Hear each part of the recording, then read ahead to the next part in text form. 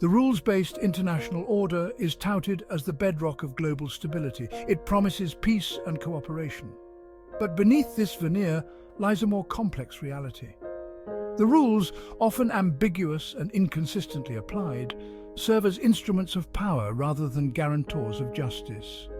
This essay delves into the historical and contemporary workings of this order, exposing its inherent contradictions and urging a critical reassessment of its legitimacy. History is replete with examples of powerful nations shaping and breaking international rules to suit their interests. The United States, often positioned as the architect of this order, has frequently acted unilaterally, intervening in sovereign nations, often with devastating consequences. From the overthrow of democratically elected governments in Latin America to the invasions of Iraq and Afghanistan, the selective enforcement of rules is evident. These actions undermine the very principles they claim to uphold. The Cuban Missile Crisis and the ongoing conflict in Ukraine offer contrasting examples of intervention, each shaped by the unique geopolitical landscapes of their times. In 1962, the US reacted forcefully to the Soviet Union's placement of missiles in Cuba, citing a direct threat to national security. This event brought the world to the brink of nuclear war, showcasing the high stakes of Cold War politics. Fast forward to 2022, Russia's invasion of Ukraine, while universally condemned by the West, has not elicited a comparable military response. Instead, the response has been characterized by economic sanctions and diplomatic efforts, reflecting a different approach to modern conflict. This disparity highlights the double standards inherent in the application of international law, where the response to aggression can vary significantly based on the actors involved and their global influence. The perceived threat, it seems, is often filtered through the lens of power and geostrategic interests.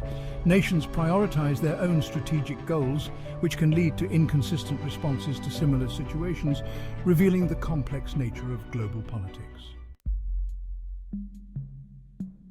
Section 4. The Selective Intervention Debate: Whose Crisis Matters? The concept of selective intervention underscores the unequal treatment of nations and crises, highlighting a disparity in global responses. Interventions are often framed as humanitarian efforts aimed at alleviating suffering and restoring peace. However, the motivations behind these interventions often appear driven by political calculations and economic interests, rather than purely altruistic reasons. The West's swift response to the Ukraine crisis stands in stark contrast to its inaction in the face of protracted conflicts in Yemen, where millions suffer, Syria, with its devastating civil war, and Palestine enduring decades of strife. This selectivity raises fundamental questions about the true purpose and moral compass of the rules-based order, challenging its legitimacy and fairness in the eyes of the world. The cases of Russia and Israel further expose the double standards at play. Russia's actions in Ukraine have been met with widespread condemnation and sanctions. Yet Israel's decades-long occupation of Palestinian territories and its violations of international law continue with impunity, often with tacit support from Western powers. This discrepancy underscores the selective application of international norms and the influence of political alliances on the enforcement of rules. The rules-based international order, as it stands, is deeply flawed and riddled with inconsistencies. It is a system where power often trumps principle, and where rules are selectively applied to serve the interests of the powerful, leading to widespread injustice and inequality.